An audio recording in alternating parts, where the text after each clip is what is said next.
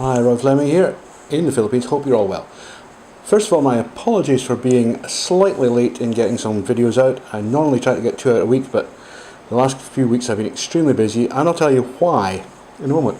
The main project I've been working on is a new resource called All ABout HSTS.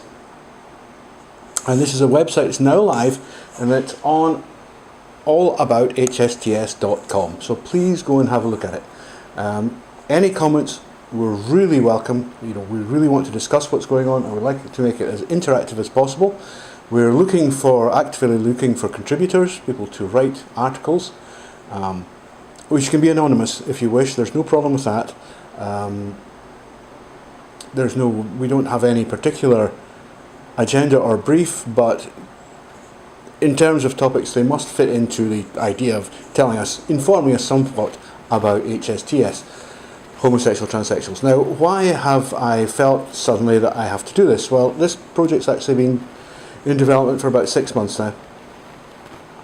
And it first came about because around about 6 months ago I became aware that there was an increasing backlash against homosexual transsexuals. And this is being orchestrated by a group of very unpleasant people who call themselves gendercrits, the gender criticals. Essentially, they come from a political viewpoint, a feminist political viewpoint, which says that gender isn't real, that it's some sort of construct that was invented by men to suppress women. It's complete nonsense, and I don't care what these people think. It doesn't affect me.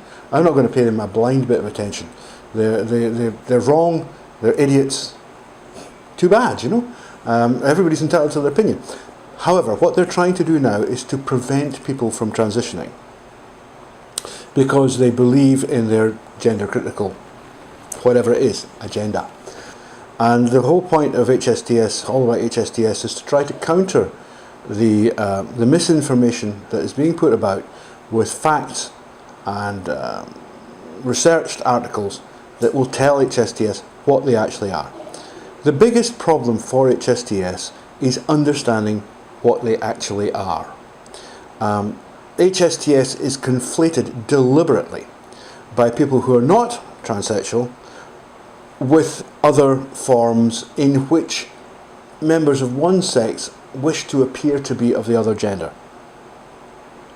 Now, as you know, if you've been following my articles, the accepted medical cause of transition is gender dysphoria. That's what's in the DSM-5, and it's also in the other manuals that are used as diagnostic criteria. And gender dysphoria comes in 2 forms, homosexual and non-homosexual. And these come in 2 sexes, female and male. So there are actually 4 types. There's male homosexual, male non-homosexual, female homosexual, female non-homosexual. Okay? Now, we're talking at HSTS about the homosexual type of dysphoria only. We are not talking about the other ones, because there is no similarity between homosexual gender dysphoria and non-homosexual gender dysphoria. In males, we know that all non-homosexual gender dysphoria is caused by autogynephilia, and it's becoming increasingly clear that in females, all non-homosexual gender dysphoria is actually caused by something which has been described as ROGD, but actually looks awfully much like autoandrophilia, which seems to be a perfect mirror of autogynephilia.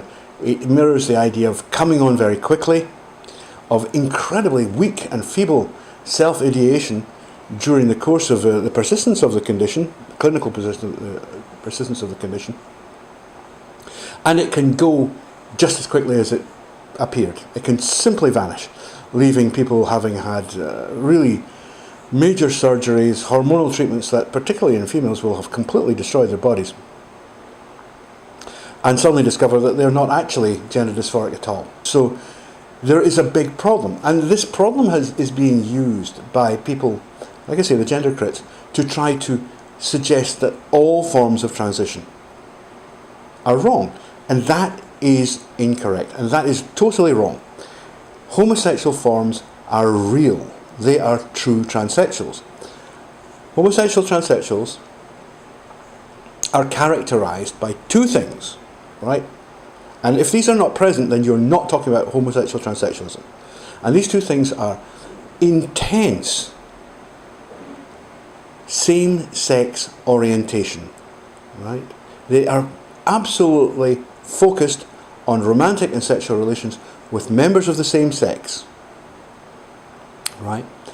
And the second characteristic is cross-sex identification. The same people will be absolutely fixed on the idea of being of the opposite sex. Now, the crucial point is this appears well before puberty. In the DSM-5, for example, it suggests that this will appear between the ages of 2 to 4. It can appear between the age of 2 to 4, would be a better way of saying it. I've known cases where it's appeared, a few years later, but it almost always appears prior to puberty. These people, these children, are HSTS, and we can tell they're HSTS long before puberty. Now, should they transition? Well, here's how it is. A transsexual will transition. That is, a person who's suffering from homosexual gender dysphoria will transition when he or she feels that the gender dysphoria they're suffering is more troublesome and causes them more discomfort than the fear that they have of the consequences of transition. Okay?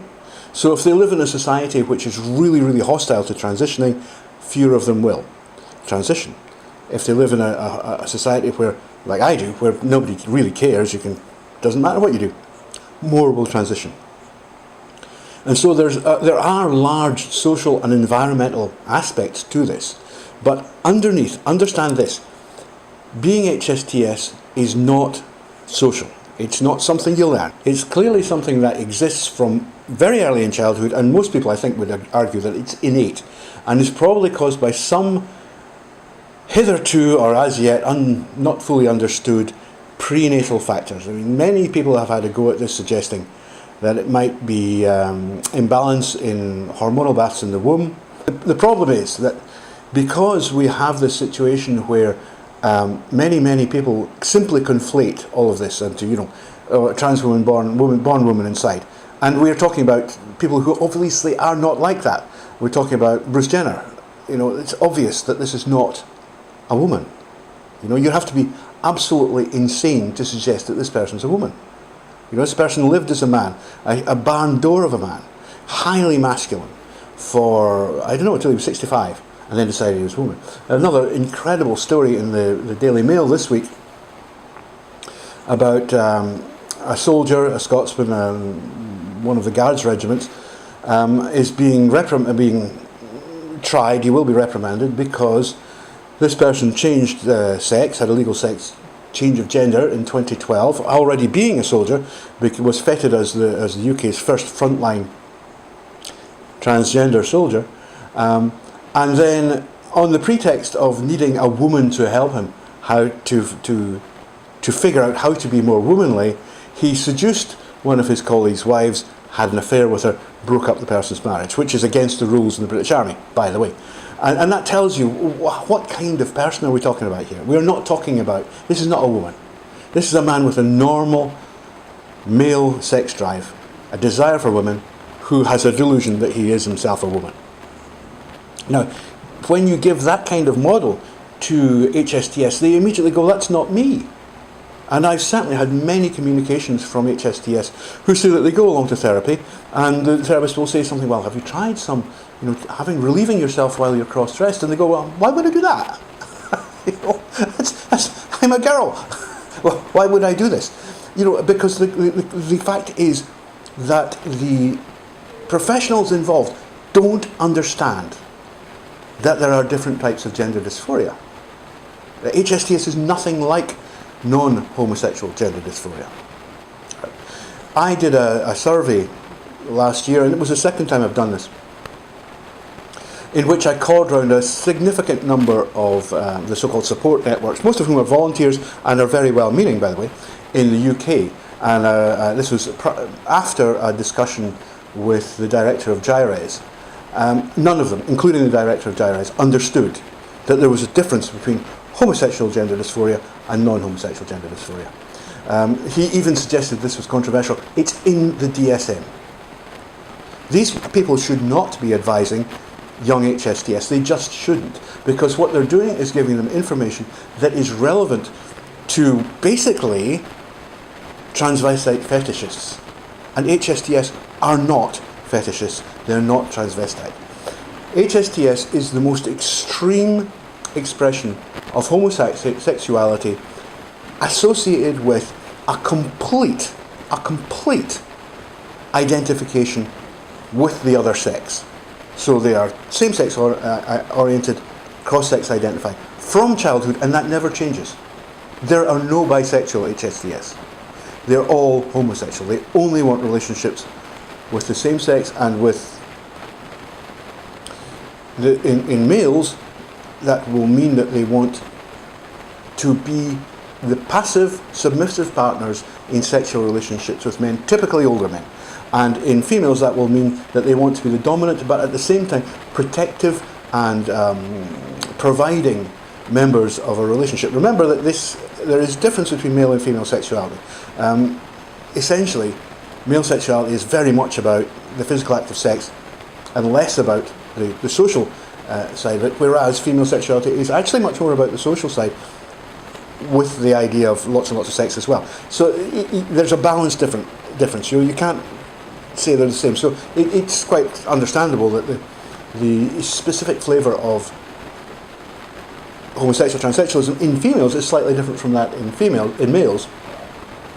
But essentially, it comes out to the same thing, that the homosexual male transsexual wants to be, is a woman, is a girl, wants to play the role that he considers appropriate for a woman to play, or she considers, and the opposite for women.